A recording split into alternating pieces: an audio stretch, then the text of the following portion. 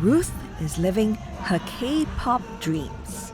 She's such a fangirl, she made a life-changing move. Hi, I'm Ruth. I'm a fangirl living my best life here in South Korea. For this 28-year-old Filipina, living her best life means fangirling for less. Today, she's at a concert by Day 6, one of her favorite K-pop groups. Whenever Day 6 have concerts or any other of my favorite groups, I have to be there. I have this FOMO, like fear of missing out. 2 years ago, Ruth moved to Busan, South Korea's second largest city. She was 27 and couldn't speak any Korean. I am under a scholarship from the Korean government. It's what we call the Global Korea Scholarship. I have like 3 years here in Korea, 1 year for Korean language and 2 years for masters, and it's all paid by the government. I did not spend even my flight going here.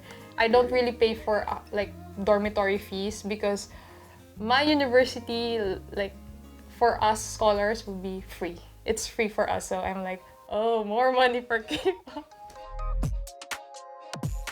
As she studies for her master's in filmmaking, Ruth relies on a monthly allowance of about $960, which she budgets for food, necessities, savings, and insurance. K-pop is her second biggest expense. Ruth says it is cheaper to be a fangirl in South Korea than in the Philippines. Concert tickets in Seoul cost about a third what they do in Manila. And the total cost of attending a concert in South Korea is about 60% of the cost in the Philippines. Ruth usually allocates 500,000 Korean won, or about $370 when she goes to Seoul for events. In the Philippines, 500,000 is just the ticket itself. And then I have to like rent also accommodation, so another 100,000 or something. So probably I'll spend 800,000 Korean won in just a concert. So I'm not from the main city in the Philippines, so I also have to travel from my place to the concert venue. She budgets 3.6 million Korean won for K-pop activities annually, which is enough cash to watch 7 concerts a year. But as a full-time student, she needs to keep her fangirling activities in check. There are times that in a month I don't spend anything about K-pop, so when there's concert, I splurge. Ruth was a 13-year-old student when she first became a K-pop fan. She sold cookies so she could buy concert tickets. Then she ran a blog and pursued side gigs to fund her fangirling activities in Manila and abroad. My parents were definitely against me fangirling, mainly because I spend a lot on those things.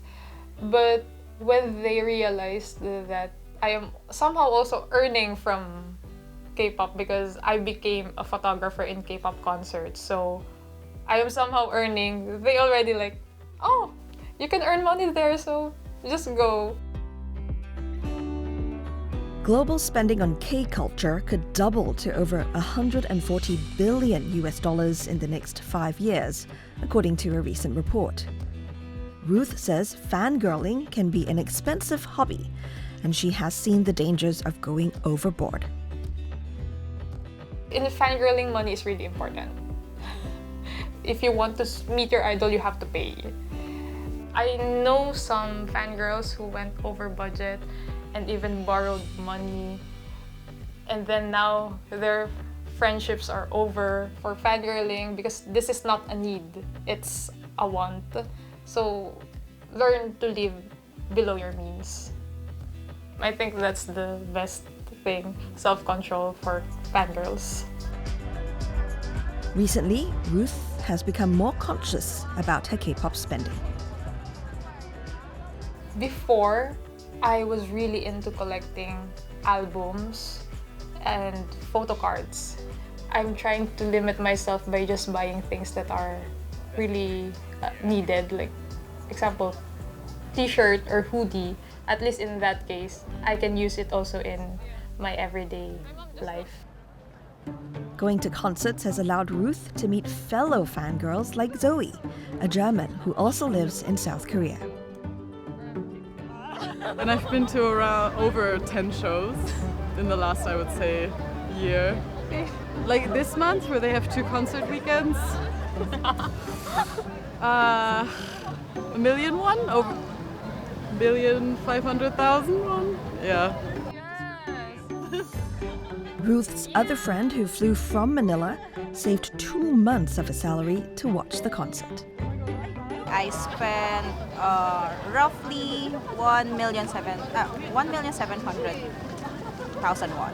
For me, I think it's worth the money. One of the dream or goal is to be in Korea and still continue my fangirl era.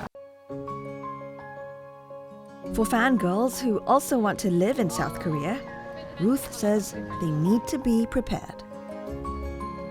Life in South Korea is not like the one we see in K-dramas. It's really kinda hard. And I learned it the hard way because I moved here. Prepare money also. Because living here in South Korea is also a little bit expensive. Ruth is set to graduate next year and hopes that Korea can play a part in her adulting financial strategy. If I will be able to find a job here in South Korea, I would love to stay here. Mainly because the pay here is much bigger than in the Philippines. So far, setting limits to fangirling has helped Ruth keep her finances intact.